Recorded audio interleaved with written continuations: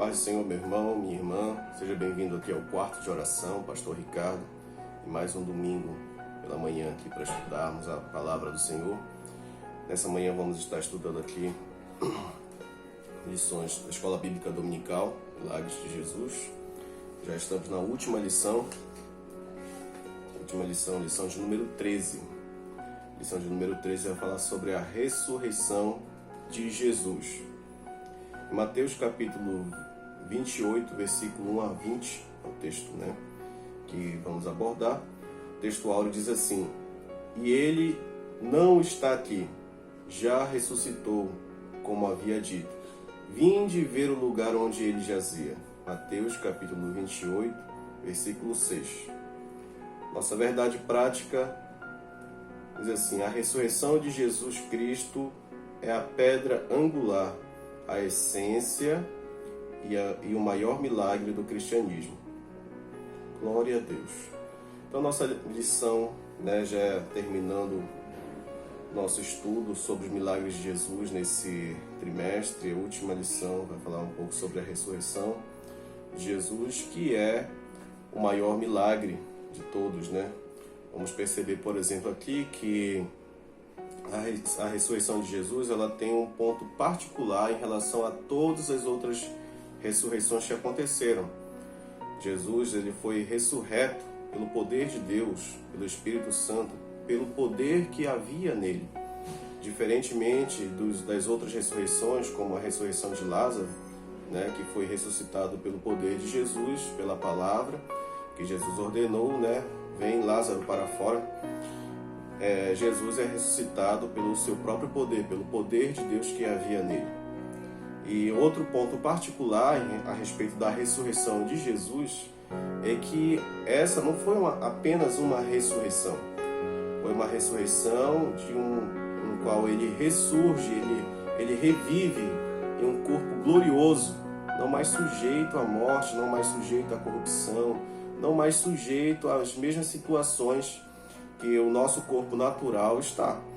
Por exemplo, Lázaro ressuscitou, mas após a sua ressurreição, Lázaro morreu.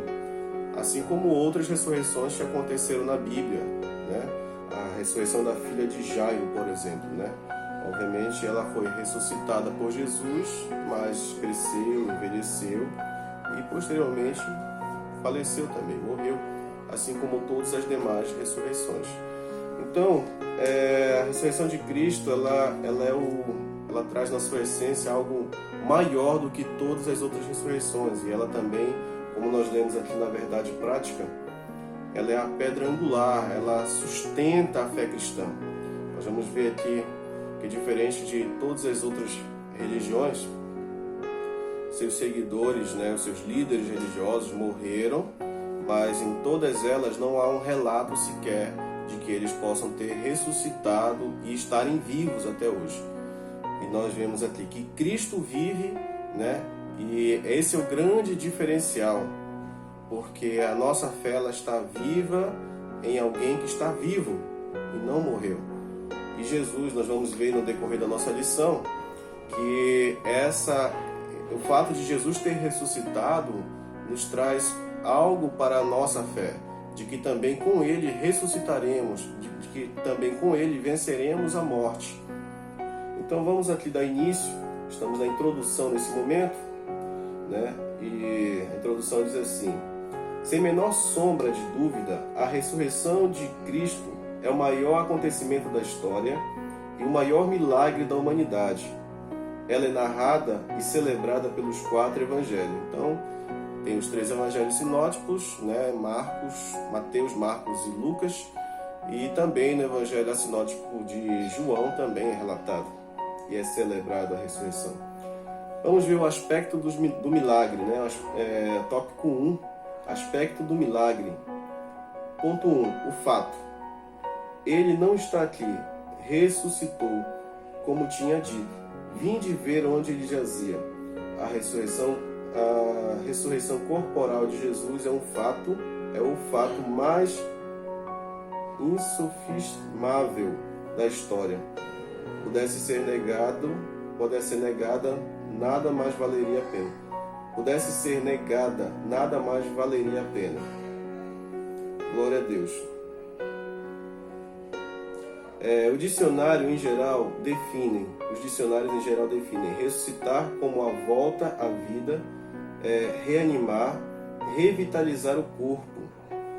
Mas essa definição em relação a Jesus não é adequada, pois no seu caso ela não se resumiu a um cadáver voltar à vida. Ele ressuscitou, mas não é que ele tenha voltado ao estado anterior. Não foi uma reanimação ou revitalização de um indivíduo qualquer.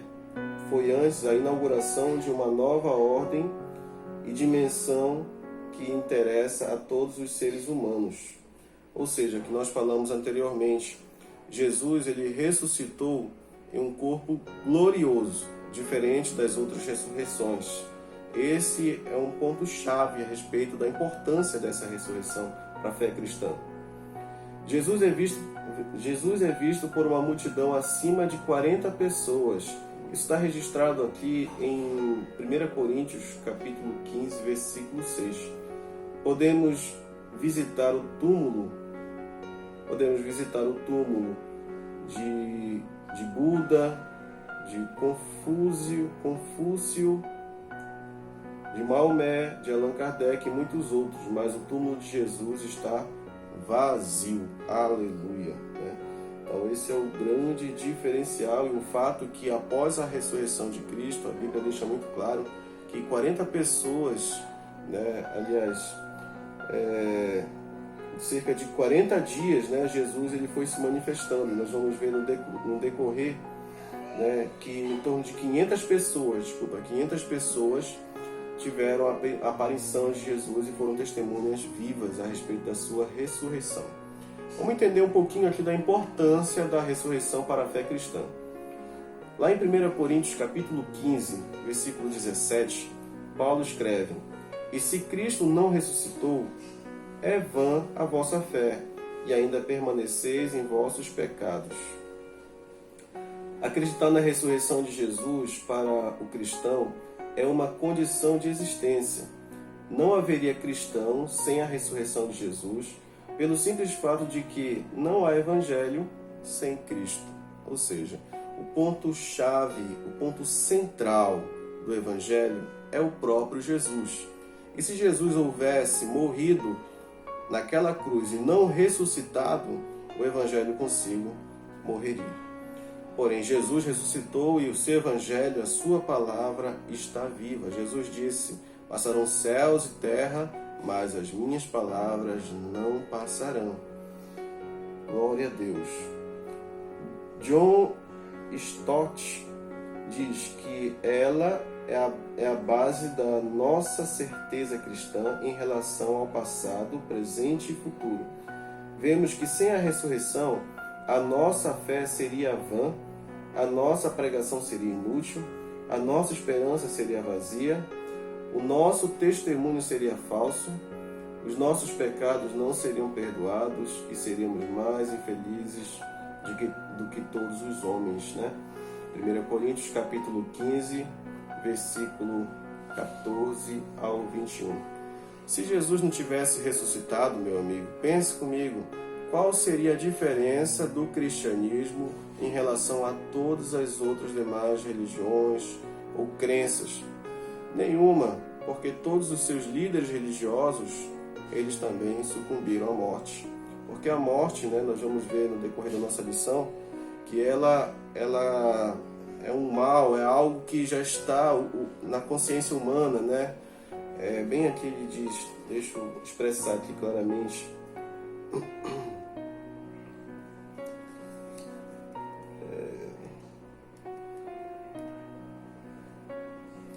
Aqui, alguns profissionais da saúde mencionam a morte como a angústia básica de todo ser humano. Certo pensador a chamou de a grande neurose da civilização. Então a morte ela faz parte da existência humana desde a concepção da vida, desde que um ser humano surge, ele está vivendo um período de tempo e quanto mais ele vive, mais se aproxima da morte, Mas aqui, diferente de todos, Cristo ressuscitou. Continuando aqui, algumas evidências. Vamos falar aqui um pouquinho sobre as evidências. Aqui em Mateus capítulo 28, versículo 6 diz: Ele não está aqui, ressuscitou como tinha dito. Vinde ver onde ele jazia. Há muitos fatos verificáveis da ressurreição de Cristo. Abaixo relacionamos algumas. Primeiro, letra A tumba vazia. Mesmo os inimigos de Cristo nunca negaram o túmulo vazio. Não podiam. Em vez disso, arquitetaram junto aos guardas um plano mentiroso para tentar negar o inegável. Mateus capítulo 28, versículo 11 até o 15. Você pode depois verificar na sua Bíblia. Esse texto demonstra claramente aqui, já que os fariseus negavam a Cristo de todas as formas, eles também queriam negar a ressurreição de Cristo. Porque isso apontaria que eles eram Messias e a fé judaica naquele momento era contrária à fé que Jesus era o Messias, o enviado de Deus, o escolhido por Deus para resgatar o seu povo. Então eles queriam negar de alguma forma, ainda que criassem mentiras. A própria crucificação de Jesus, ela ocorreu porque criaram diversas mentiras a respeito dele, testemunhos falsos, para que o cenáculo pudesse crucificá-lo, digamos, trazer uma causa para que ele pudesse ser crucificado diante da lei de Moisés. Porém, nada realmente justificava a crucificação de Cristo. B. A aparição de Cristo, do Cristo ressuscitado, Jesus foi visto, tocado por Tomé, acompanhou outros pela estrada de Emaús, fez milagres e comeu com os seus seguidores, Temos algumas referências em João capítulo 20, versículo 27 e João capítulo 21. Então, as aparições de Jesus relatadas no Evangelho também denotam aqui que ele ressuscitou, São evidências. Terceiro, letra C, a vida transformada dos discípulos. Eu vou fazer um comentário aqui. Observe que os discípulos, antes da ressurreição de Cristo, Pedro, ele corta a orelha do soldado que vai prender Jesus, que era Malco, e Jesus repreende, diz que ele não deve ir com a espada. Pedro foge, nega 3 vezes a Cristo. Os seus discípulos também fogem. Vamos ver aqui que são homens que são tomados pelo medo de serem presos, torturados, crucificados. Mas posteriormente, após eles terem visto seu mestre ressuscitado, eles agora são capazes de enfrentar os mesmos algozes que crucificaram a Cristo para pregar o Evangelho de Jesus, pregar a ressurreição, pregar que Jesus está ressuscitado e que Ele é a salvação para todo homem que crê em Jesus como Salvador. Glória a Deus. Então, uma das evidências muito fortes é a própria vida dos apóstolos, que está registrado até mesmo na história, além da Bíblia, em que eles saíram pelo mundo a pregar o Evangelho e, ainda que pusessem as suas vidas em risco, eles acreditavam em algo muito maior. Se o próprio mestre deles havia ressuscitado, eles também ressuscitariam. Tópico 2. O que revela sobre Jesus? Vamos ver aqui. Ponto 1, ele diz assim: Ele é o nosso modelo. 1 Coríntios capítulo 15, versículo 20 diz assim: Mas de fato, Cristo ressuscitou dentre os mortos, sendo Ele as primícias dos que dormem. Glória a Deus. É interessante ressaltar aqui, se não fosse a ressurreição de Jesus, se fosse a ressurreição de Jesus apenas um retorno à vida, unindo novamente corpo, alma e espírito, ele não poderia jamais ser chamado a primícia dos que dormem né, lá em Coríntios, 1 Coríntios 15, 20, nem o primogênito dentre os mortos, Colossenses capítulo 1, versículo 18. E por que, meu amado irmão, minha amada irmã, ele não poderia ser chamado desta forma? Porque outros antes dele também ressuscitaram. Mas o grande diferencial é que Cristo ressuscitou para não mais morrer. Cristo ressuscitou como aquele que já venceu a morte. Ele ressuscitou, venceu a morte, não morre mais. E tem um corpo glorioso, diferente de todas as outras ressurreições, né, que Deus milagrosamente fez, né? Então esse é o grande diferencial, por isso que ele é o nosso modelo e ele é a primícia, né? Ele é o primeiro dos que dormem, né? Ele é o primogênito entre os mortos, é o primeiro que ressurgiu dentre os mortos e não morre mais, né? Na ressurreição, Jesus é dotado de do corpo futuro que todo crente um dia possuirá, sendo ele o nosso novo modelo, né? Então nós um dia receberemos este corpo glorioso, que é o mesmo corpo de Cristo, né? O corpo de Jesus, não corruptível, não sujeito à morte, né? Corpo glorioso realmente. Aqui nós vamos ver algumas características desse corpo glorioso, né? Que está aqui em 1 Coríntios, capítulo 15, versículo 42 até o 44. Letra A, é um corpo incorruptível, não terão mais possibilidade de sofrer decadência ou morte, tá? 2, é um corpo glorioso, significa que resplandecerão de fulgor celestial, ou seja, da presença de Deus ali, né? É um corpo poderoso, né? Letra C, cheio de energia e de novas faculdades. Nós vamos ver, por exemplo, que após Jesus ter ressuscitado, ele simplesmente aparecia num lugar, aparecia no outro. Você vê que ele não estava mais sujeito àquelas limitações, porque para Jesus ir de uma cidade a outra, ele ia caminhando. Ele ia montado no jumento, né? Ele atravessava o rio, atravessava o mar para chegar em determinado local. Depois que Jesus ressuscita, você percebe que ele possui agora poderes extraordinários, sobrenaturais. Eu quero que você entenda aqui, a Bíblia diz que Jesus não usurpou ser igual a Deus, antes ele se esvazia de si mesmo, né? E quando você lê esse versículo lá em Filipenses, se não me engano, capítulo 2, eu vou colocar aqui no vídeo a referência bíblica, né? Você vai entender que tudo que Jesus fez nas Escrituras, no Evangelho, que nós vamos ler desde o início lá, né, de Mateus até o final, Lucas, Marcos e João, Jesus faz cheio do Espírito Santo de Deus. Então é o poder de Deus que desce sobre Jesus e o capacita a fazer estas coisas, né? Mas após a glorificação, Jesus ele recebe, diria assim, novamente, né? Ele recebe aquela patente, diria assim, para a gente compreender melhor, né? E aí ele tem essa autoridade, agora ele pode surgir no lugar, ele pode desaparecer, aparecer em outro lugar.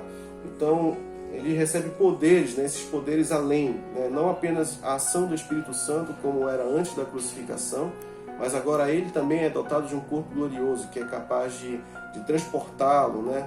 De fazer coisas gloriosas. Por exemplo, Jesus ele é assunto aos céus, ele sobe, ele vai flutuando, né? Aos céus, né?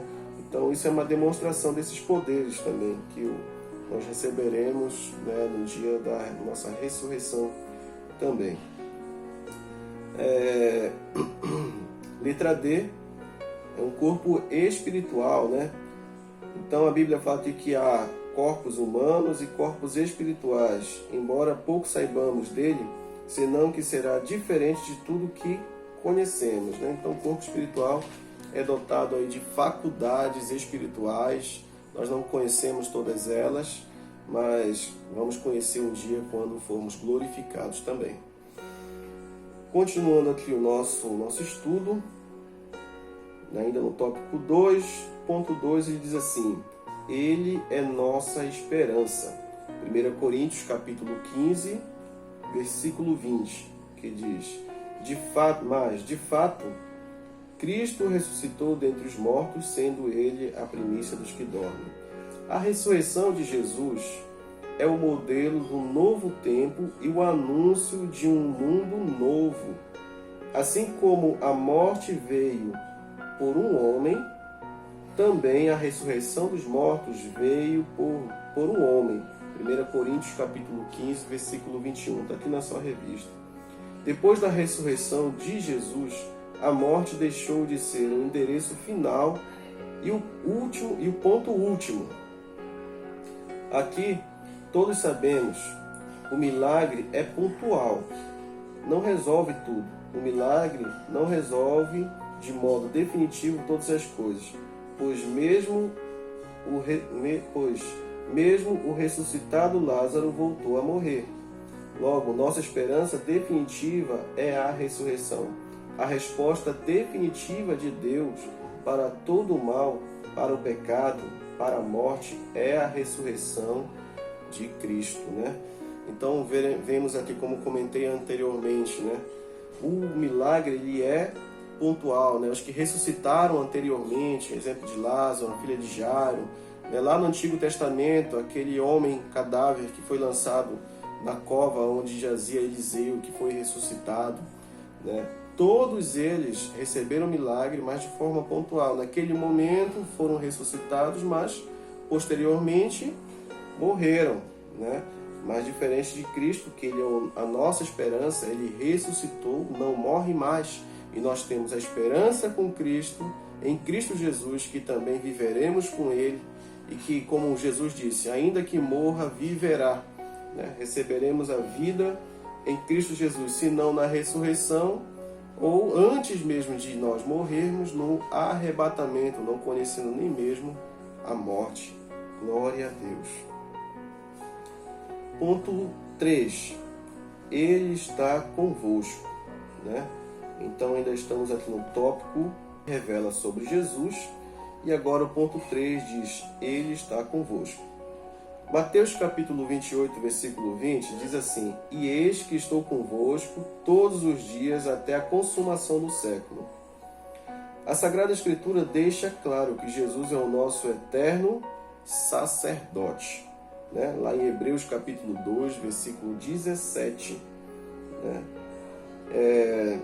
Nós vamos ver aqui nesse ponto que ele vai tratar um pouquinho sobre a diferença entre um sacerdote e um profeta. E a diferença é bem básica, como está aqui na nossa revista. O profeta representa a Deus junto ao povo, ou seja, ele é um enviado de Deus, ele está representando a Deus naquele momento. Nós vamos ver no Antigo Testamento diversas situações em que os profetas eles se apresentam ao povo, trazem a mensagem de Deus para o povo de Israel, né? Se mensagem de bênção ou mensagem de maldição, depende muito do contexto, depende de como o povo está vivendo diante de Deus, mas Deus se relacionava com o seu povo através do seu profeta. Então o profeta ele é um representante de Deus, sendo seu mensageiro. O sacerdote representa o homem junto a Deus. Então nós vamos ver aqui algo interessante, porque Jesus nesse momento está nos representando junto a Deus. Para você ter uma ideia, nas Escrituras, a Bíblia ela fala o seguinte: ela fala que algumas pessoas subiram, né, para o céu, a exemplo ali de Elias e de Enoque, e não experimentaram a morte. Porém, há um único que está à destra de Deus, que é um homem, né, e também que é Deus, e se chama Jesus Cristo. Por isso ele é uma representação clara, né, da humanidade junto a Deus, e ele se tornou nosso intercessor. Aliás, nós vamos abordar muito bem, isso é abordado muito bem também em Hebreus, né? Que todo sacerdote ele tem esta função de interceder, aquele que faz orações, aquele que faz súplicas em favor do povo, porque ele é um representante do povo junto a Deus. E nós vamos ver aqui, para que Jesus pudesse exercer o seu ofício sacerdotal, era necessário ter algumas condições. Qual era a primeira condição? Letra A.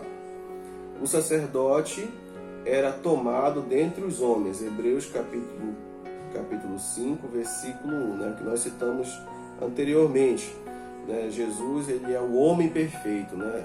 É interessante falar um pouquinho sobre isso aqui, porque os evangelhos sinóticos, né? Aqui o evangelho de Mateus, de Lucas, de Marcos, né? E até mesmo o evangelho de João também, elas trazem características bem ímpares, né, sobre Jesus. Por exemplo, no evangelho de Mateus você vai ver que Jesus, ele é tratado como o rei dos judeus, o Messias, aquele que vai reinar sobre o seu povo, né? No evangelho de Marcos, Jesus é tratado como servo, né? Aquele que veio para servir, né? Ele traz muita ênfase nisso. O evangelho de Lucas, e aí esse é um ponto bem interessante, porque ele trata Jesus como filho do homem. Essa expressão filho do homem revela como o homem perfeito, né?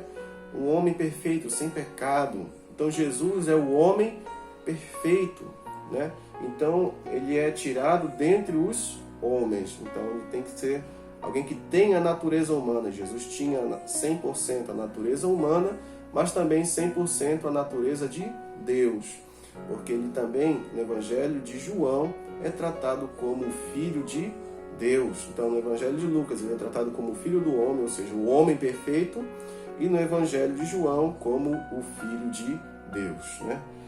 Então, letra B, devia ser constituído por Deus, né? Lá em Hebreus capítulo 5, versículo 4, né? Então vamos lendo o Evangelho, você vai ver que Deus, né, quando Jesus logo se levanta após o batismo, lá com João Batista, vem uma voz do céu e fala: este é meu filho amado em quem tenho prazer, né?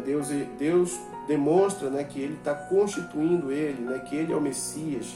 Posteriormente ele é também o sacerdote, né, o sacerdote humano que deveria interceder por toda a humanidade.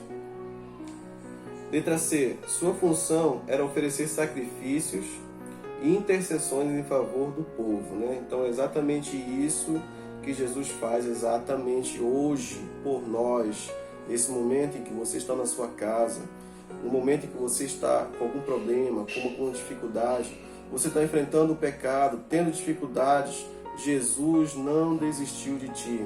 Ele está neste exato momento intercedendo por ti, orando por ti, porque ele é o teu sacerdote, né? Glória a Deus por isso. Eu queria relatar aqui também na nossa lição, ela fala sobre alguns pontos em que o sacerdócio de Cristo foi muito maior, né? É muito maior, não foi, mas é muito maior.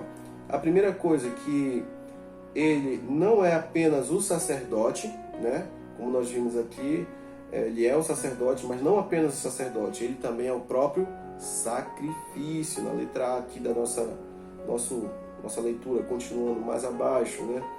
Letra B, seu sacrifício foi perfeito, né? Irrepetível, né? Ou seja, não precisava ser repetido. Lá em Hebreus capítulo 7, versículo 27. Quando você lê um pouquinho o livro de Hebreus, você vai ver aspectos da antiga aliança e da nova aliança. Dentre elas, fala exatamente isso, que os judeus continuamente precisavam oferecer sacrifícios, né, por conta dos seus pecados. Porém, Jesus ofertou a si mesmo uma única vez, não havendo mais necessidade de se ofertar novo sacrifício. É por isso que todo esse aspecto cerimonial, né, dos sacrifícios do Antigo Testamento, quando chega a nova aliança, ela é abolida, ela é retirada, ela é cancelada. Você não precisa mais fazer sacrifícios, matar animais em seu lugar, né, porque Jesus já fez isso. Então ele fala inclusive sobre a inutilidade desses sacrifícios no passado. E sabe por quê? Porque sangue de animal não purifica ninguém, não purifica o coração humano, a mente humana. Aquilo tudo que acontecia anteriormente no Antigo Testamento, por que eles sacrificavam? Porque Deus ordenou que eles fizessem sacrifícios para apontar para algo futuro, demonstrando o que aconteceria no futuro, que viria um Salvador, que viria Jesus Cristo e que ele morreria por nós, em nosso lugar, assumiria nossa culpa. Então tudo que acontecia ali era apontando para o futuro. A Bíblia diz isso. A lei ela veio como aio, como alguém que vai direcionando, alguém que vai conduzindo, né? Então chegou o tempo, chegou a plenitude, chegou Jesus, cumpriu tudo aquilo ali que a lei demonstrava, né, como um ritual, apontando para o sacrifício perfeito, e já não há mais necessidade de se fazer os sacrifícios de animais. Então o sacrifício de Cristo ele foi perfeito, não precisa ser feito novamente, diferente dos outros sacrifícios que eram feitos continuamente. Outro ponto sobre o sacerdócio de Cristo, que é muito maior, nós vimos aqui anteriormente que o sacerdote tinha que ofertar sacrifício também por si e pelo povo, porque o sacerdote da tribo de Levi, que era a tribo que foi constituída para exercer o sacerdócio, era uma tribo, eram homens, né? Homens falíveis, homens com pecado, mas Jesus era o homem perfeito, ele é o Filho do homem. Então ele não precisou oferecer sacrifício por si mesmo, ele ofereceu a si mesmo em sacrifício pelos homens que precisavam do perdão de Deus, né? Glória a Deus.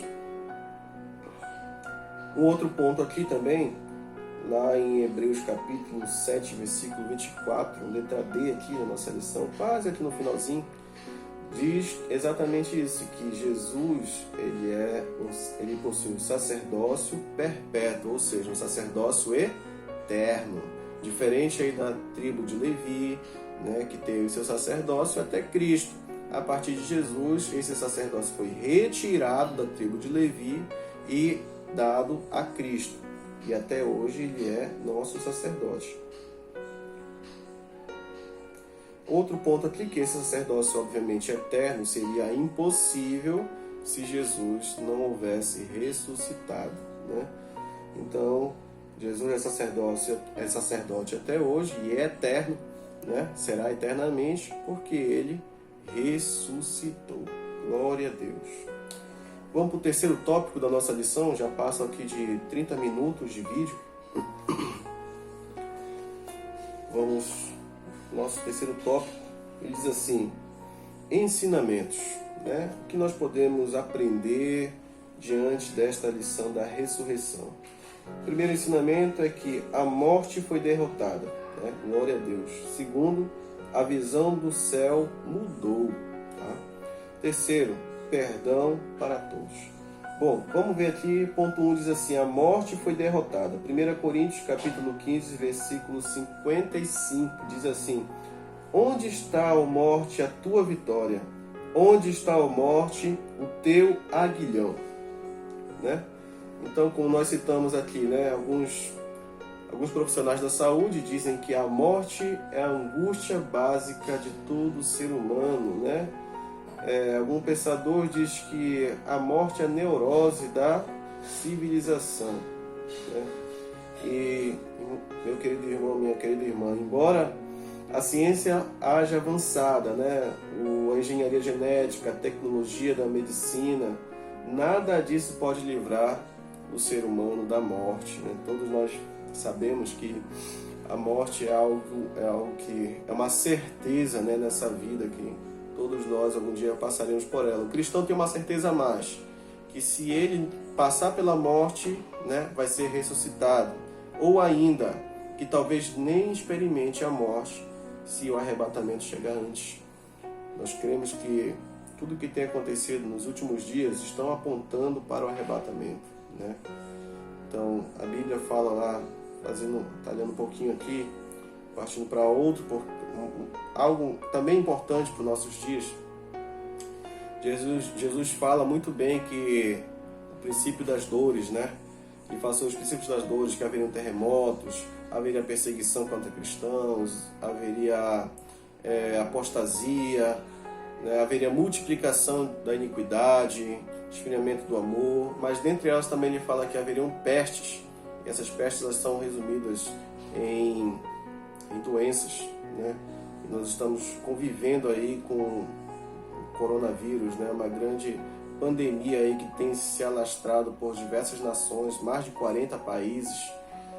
E isso é um sinal, eu creio que isso é mais dos sinais que antecedem a vinda de Jesus. E pode observar que quanto mais se aproximar a vinda de Jesus, estes sinais, essas coisas, né, que antecederão a sua vinda, elas aumentarão, se intensificarão, né?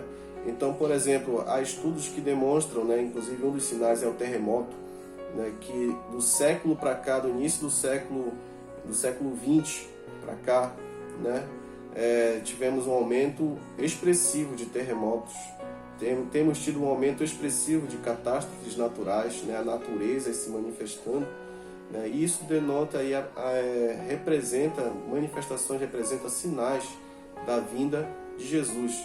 Então, quem sabe, meu irmão, meu amigo, nós, nessa geração, de repente nós não vamos experimentar a morte pelo arrebatamento, ou seja, não vamos conhecer a morte e aí vamos diretamente ter um corpo glorioso, né? Isso é um grande diferencial em Cristo Jesus, que você pode contar em ter uma vida eterna, um corpo glorioso, não precisar mais, não sofrer mais, não sentir, não padecer as mesmas coisas que padecemos no nosso dia a dia. Isso pode estar muito mais perto de nós do que nós mesmos conseguimos imaginar. Então, voltando aqui à nossa lição, nós paramos aqui. Tá. Continuando aqui. O sábio escritor de Eclesiastes vai dizer que ninguém tem poder sobre o dia da sua morte, lá em Eclesiastes capítulo 8, versículo 8, né?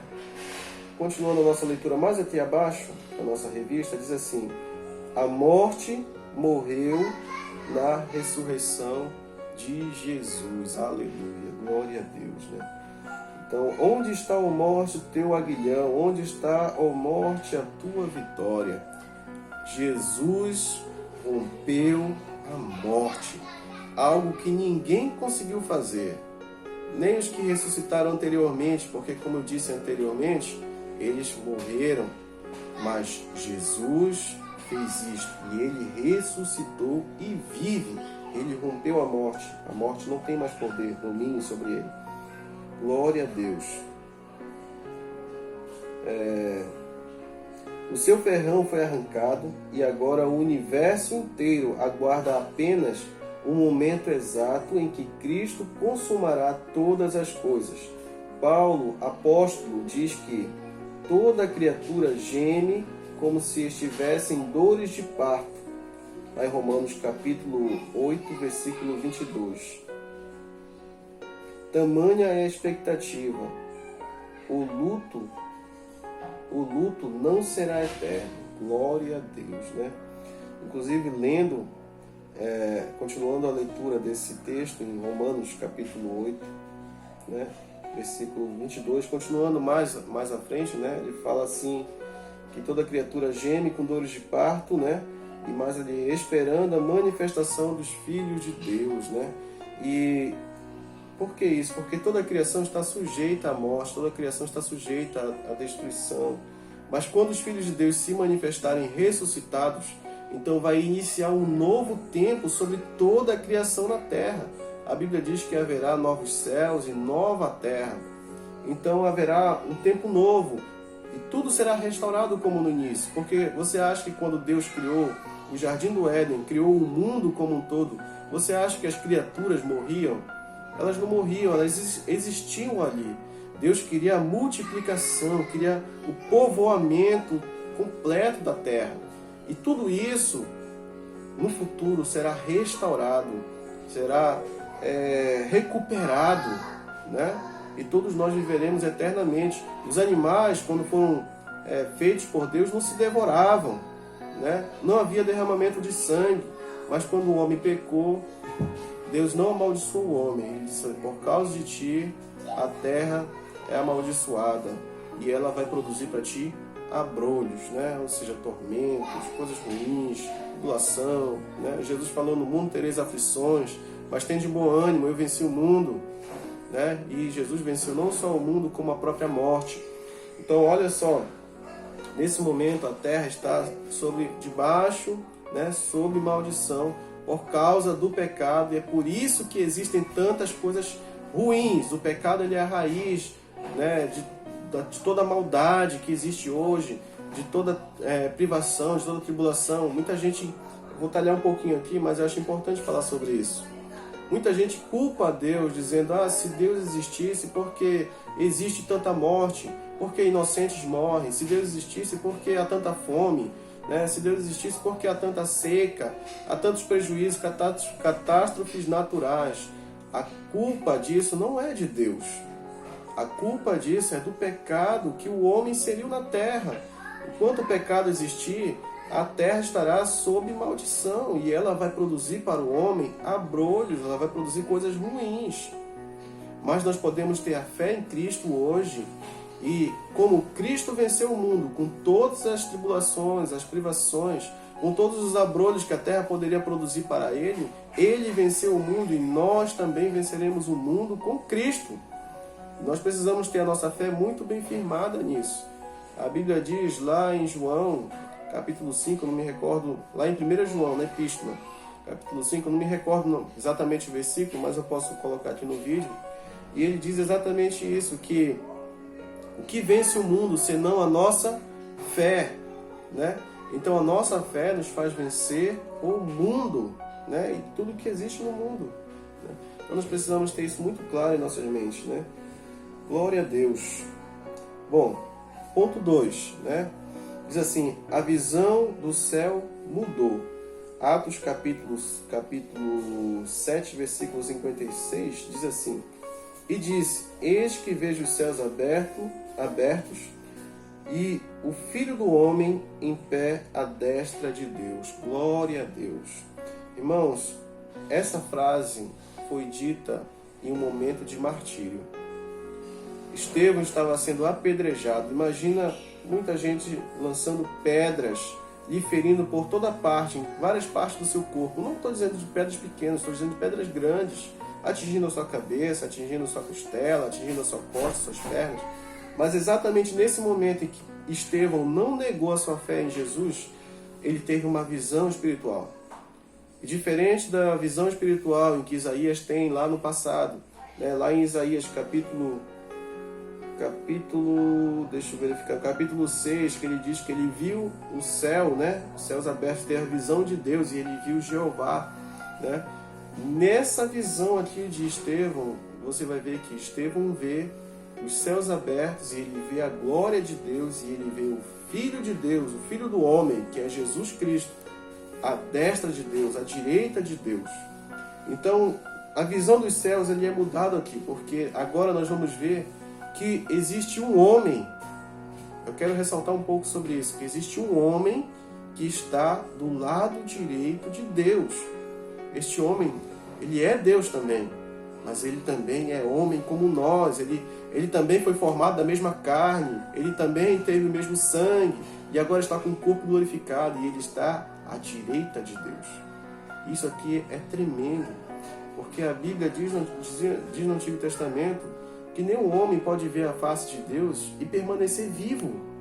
Mas agora você está vendo que não só este homem vê a face de Deus, como permanece do lado dele. Então a visão dos céus é diferente agora, porque o homem, tem um homem lá da nossa natureza do lado de Deus. Isso é tremendo. Continuando aqui a nossa leitura, diz assim, num certo sentido, a visão do céu agora não é mais descolada da terra, ou seja, agora há um ser humano lá também. Então, até parte aqui da terra, né, do homem que foi formado aqui, que é Jesus, que nasceu aqui, com a natureza humana, agora a parte da terra também está lá. E é por isso que, eu acredito, o Evangelho diz assim, arrependei-vos porque é chegado o reino dos céus. A terra ela não está mais desligada, não está totalmente separada mais dos céus, né? Das coisas celestiais, porque o reino de Deus já chegou até nós. O reino de Deus é formado dentro de nós, ele é invisível, ele é formado no coração humano, dentro dos nossos espíritos, ele é formado dentro de nós, e nós estamos ligados em Cristo Jesus. Por que você acha que a Escritura diz que nós estamos assentados em uma região celestial? Exatamente por isso, porque nós estamos ligados em Cristo, e Cristo já está à destra de Deus, assentado à destra de Deus. Isso nos conecta com o reino dos céus, ele é a ponte E agora você pode entender por que a tamanha importância de você entender a ressurreição dentre os mortos. Porque existe um homem vivo ali que nos conecta diretamente com Deus. E o reino dos céus agora está ligado a nós e nós ligados ao reino dos céus. Isso é muito poderoso. Vejamos que agora nossa percepção de Deus, a partir de vejamos que agora nossa percepção de Deus é a partir de um ser humano que revela Deus na sua plenitude, ou seja, Jesus. Jesus falou assim: quem vê a mim, quem vem ao Pai, senão por mim. Quem é esse ser humano? Jesus de Nazaré. Aleluia. Glória a Deus. Louvado seja o nome do Senhor. Essa visão do céu aqui realmente é tremenda. Eu sinto assim um calor no meu coração só de falar sobre isso e de imaginar todas as grandezas do que é isto. Ponto 3 diz assim: perdão para todos. Lá em Mateus, capítulo 28, versículo 19 ao 20, diz: ide, portanto, fazei discípulos de todas as nações, batizando-as em nome do Pai, e do Filho, e do Espírito Santo, ensinando-as a guardar todas as coisas que vos tenho ordenado. Mateus, capítulo 28, versículo 19 ao 20. Glória a Deus. Nossa, esse tópico ele fala sobre perdão para todos, né? Eu queria ler só alguns trechos aqui para você entender o porquê disso. Ora, diante da vitória triunfal e majestosa de Cristo, alguém poderia ser tentado a emitir julgamento e palavras de acerto de contas contra os seus inimigos. Só que não. A lógica é outra. A lógica é outra, do amor e do perdão. A ressurreição de Jesus destrói a lógica da vingança. Na ressurreição, Deus acaba com o sentimento de vingança. Jesus aparece várias vezes e não fala em revide contra César, nem contra seus torturadores. E também perdoa e restaura Pedro. Glória a Deus. Ou seja, meu amado irmão, minha amada irmã, a partir desse momento, né, fica muito claro aqui que o que pode acontecer na Terra vai acontecer apenas aqui, mas existe algo eterno, algo muito maior. Como eu posso explicar isso? Nós costumamos ver a vida humana como dando muito mais ênfase a esse momento em que vivemos. Só que a Bíblia ela fala o seguinte: quanto tempo vive um homem? Em torno de 70 anos, algum salmo diz assim, em outro local no salmo diz até 120 anos. Mas depois da vida humana, o que resta? Uma eternidade, algo que é atemporal, algo que não tem fim. A gente não consegue muito caber isso na mente da gente, porque a gente está acostumado com dia, noite, relógio, horas, minutos, segundos. Mas aqui está falando de algo atemporal, algo sem fim. Então o que acontece hoje em nossas vidas aqui na Terra é muito ínfimo para a gente imaginar em relação ao que é a eternidade. E aqui, a partir desse momento, Jesus ele demonstra que perdão, misericórdia, né? Aquelas pessoas não sabiam o que estavam fazendo, né? E assim mesmo também os próprios apóstolos, posteriormente, que também são martirizados, né? Eles demonstram misericórdia e perdão. O próprio Estevão, ele fala, né? Nós não comentamos aqui, mas comentar agora. O próprio Estevão emite a mesma palavra que Jesus: perdoa-os, Pai, porque eles não sabem o que fazem, né? Então, mesmo lhe tirando a vida, Estevão estava muito ciente de que algo maior lhe estava proposto, a ressurreição, a vida eterna, que mesmo lhe tirando a vida aqui nesse momento, né, Deus iria lhe dar a vida eterna, Ele iria ressuscitar no futuro, né? Então, muito interessante isso aqui, ó. A ressurreição nos indica, de modo claro, que Deus não é o Deus da vingança, mas da graça e do amor. Os homens cometeram o maior dos pecados, assassinando o Filho de Deus.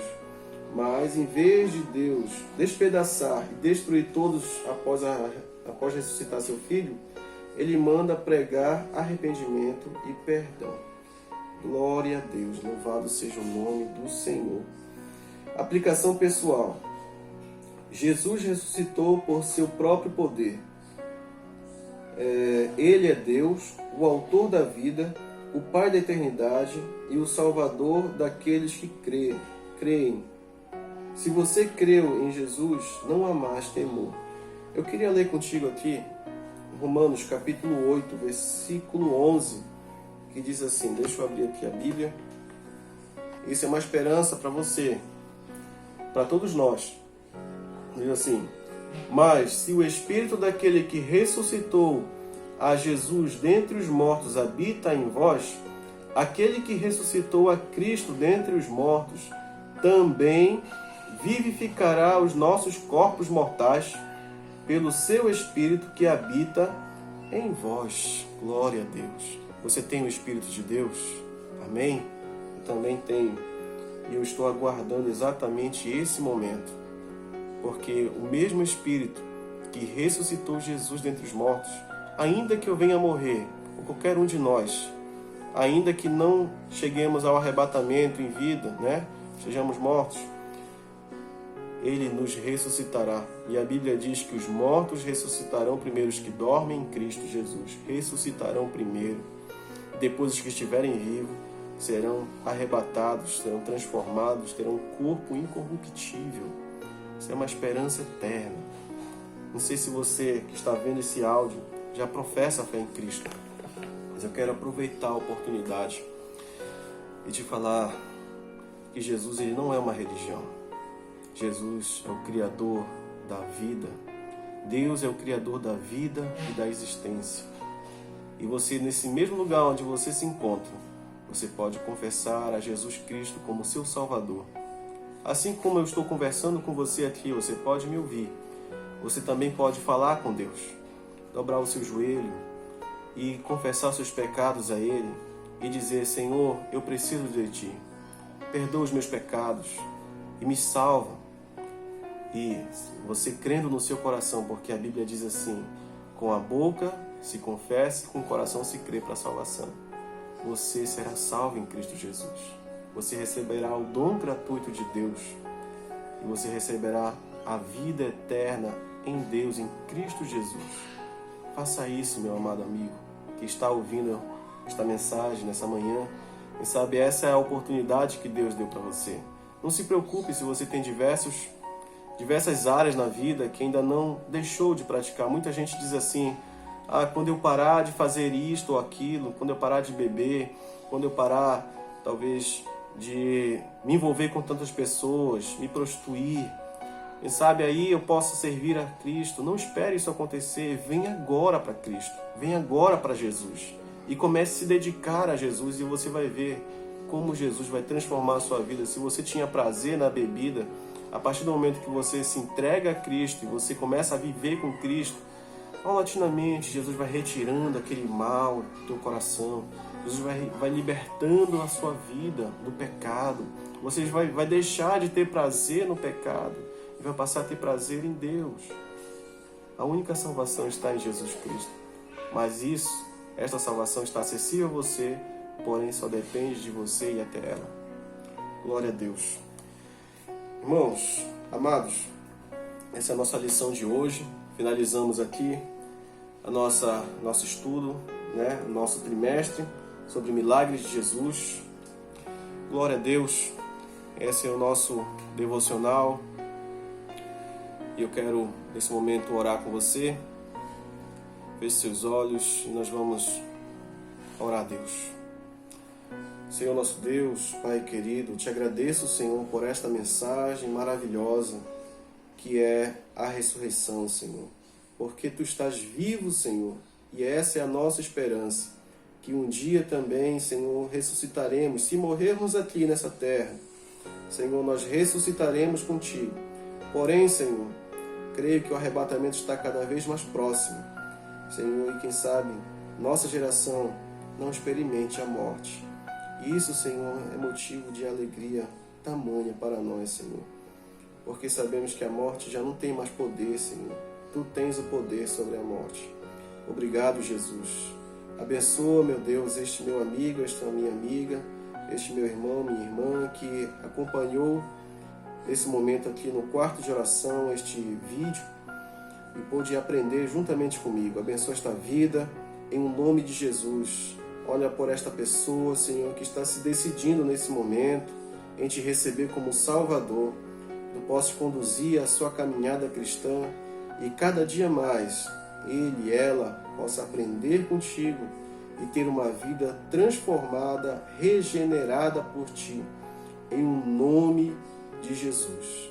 Amém e graças a Deus. Deus te abençoe, meu irmão. Esse foi mais um devocional aqui no quarto de oração. Pastor Ricardo, somos da Assembleia de Deus. Se este vídeo te ajudou, se esse vídeo foi bom para você, deixe o seu like, se inscreva aqui no nosso canal. Queremos compartilhar sempre aqui a mensagem do Evangelho. A importância do seu like é que quanto mais likes o canal que esse vídeo obtiver, mais relevante no YouTube ele vai aparecer e será ainda mais divulgado. Então Deus te abençoe, nos ajude, ore por nós, que estamos aqui orando por você também. Em nome de Jesus. Amém.